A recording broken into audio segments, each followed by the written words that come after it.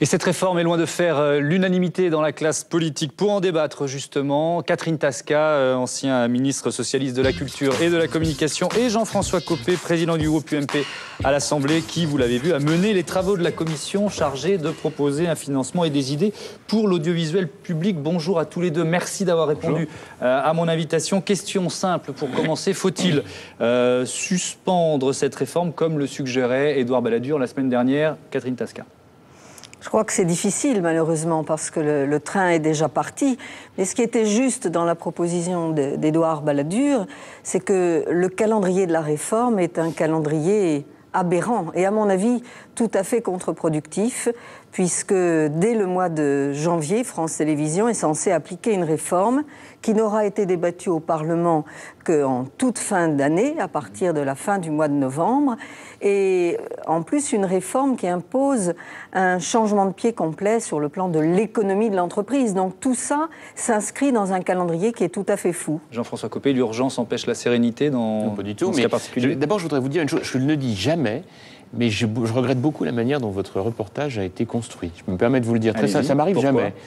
Parce que vous avez juste oublié d'interroger, mais enfin, c'est vrai qu'il y avait peu de place, au moins une personne qui pouvait penser du bien de cette réforme. Mais vous êtes là et on entendra la ministre de la Culture et de la Communication dans quelques minutes, longuement. On connaît chacun notre métier. Je pense que c'est justement, l'équilibre, il est global. Donc, comme je sais que c'est pas vous qui avez fait ce reportage, je suis rédacteur en chef, donc je l'assume totalement. Et vous verrez que dans la globalité de cette séquence, vous avez la parole et Christine Albanel l'aura aussi longuement. Si vous le permettez, je voudrais juste vous dire la chose suivante. Je regrette que dans ce reportage, il n'y ait pas une personne que vous ayez pu trouver pour simplement lui demander, en 3 phrases simples, de dire en quoi cette réforme pouvait éventuellement être bonne. En quoi elle est bonne? Alors, je vais maintenant rentrer, si vous le permettez, sur le fond. Cette réforme, c'est, depuis des années et des années, la traduction concrète de ce que des tonnes de gens disent dans les dîners en ville, dans les colloques et dans les salons, pour dire il faudrait faire pour faire une belle télévision publique. On peut penser ce qu'on veut de l'annonce du 8 janvier par le président de la République de la suppression de la pub. C'est vrai que tout le monde a été pris de court.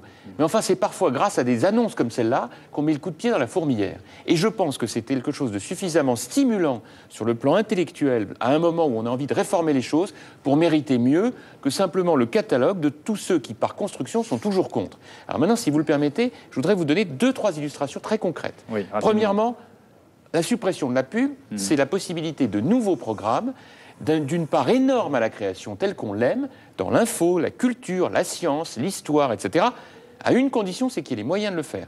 J'atteste, car ça a été mon rôle depuis le premier jour, que la télévision publique aura non seulement les mêmes moyens, mais même plus pour faire. Car nous avons trouvé les modes de financement qui n'existaient pas avant pour y parvenir. Alors, deuxièmement, je termine là-dessus. Sur ce point d'abord, la réponse de Catherine Tasca. Juste une dernière phrase. Sur le calendrier, juste pour finir, sur le calendrier. Oui, sur l'urgence, c'était la question. Nous ne sommes pas dans l'urgence, ça fait 1 an que nous travaillons là-dessus. Nous avons vu tous les professionnels. Nous sommes dans la dernière ligne droite de la coproduction où les parlementaires ont été largement associés. Et ce sera donc dans les temps que ce sera fait pour la fin d'année. Catherine Tasca.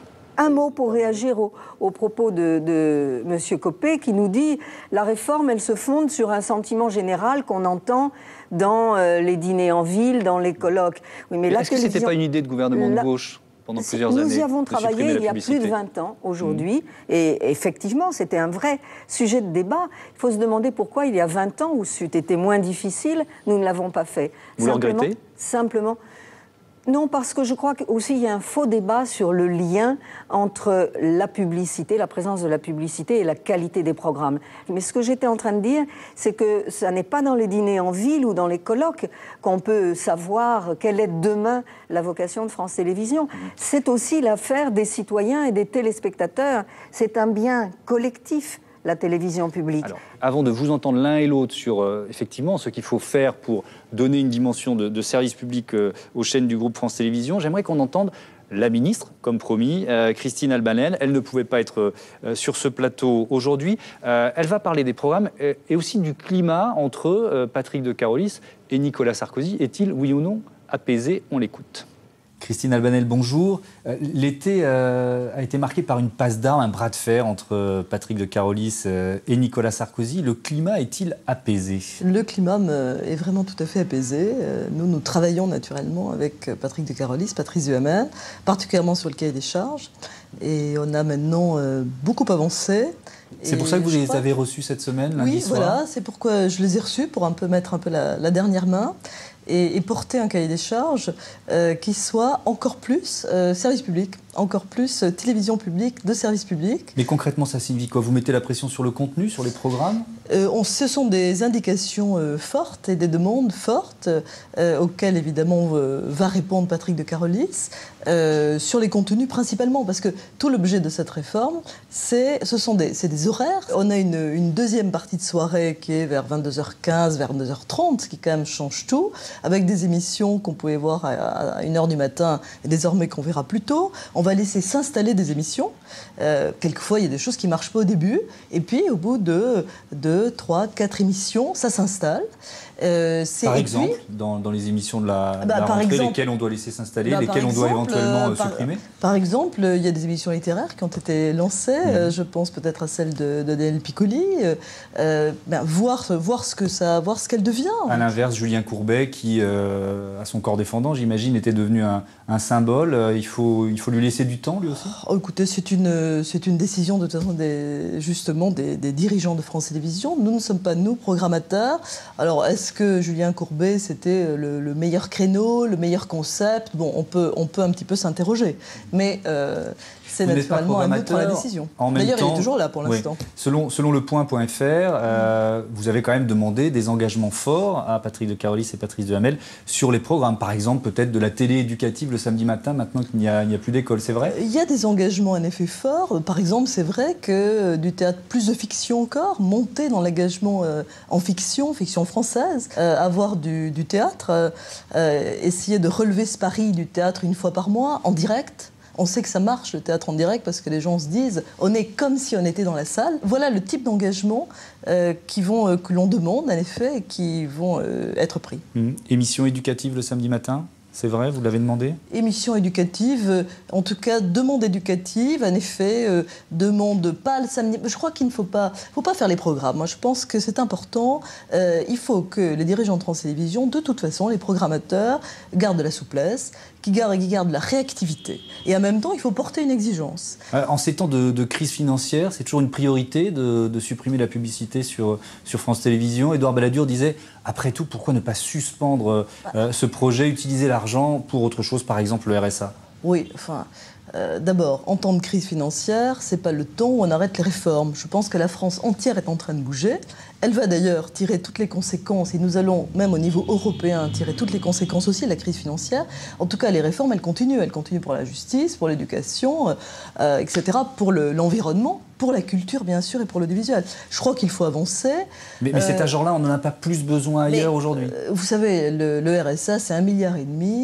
La France Télévisions aujourd'hui, la compensation de la pub, c'est 450 millions d'euros. Donc je comprends très bien que M. Balladur porte des réflexions, naturellement, mais en l'espèce, je ne crois pas que ce soit opportun. La réforme ira à son terme, ça c'est clair. Quand on entend certaines critiques répétées, réitérées, notamment du député UMP Frédéric Lefebvre, quand il dit que Patrick de Carolis et Patrice Duhamel ne sont pas des gestionnaires. Il dit que ce sont d'excellents journalistes, mais ce ne sont pas des gestionnaires. Il faut un audit à France Télévisions.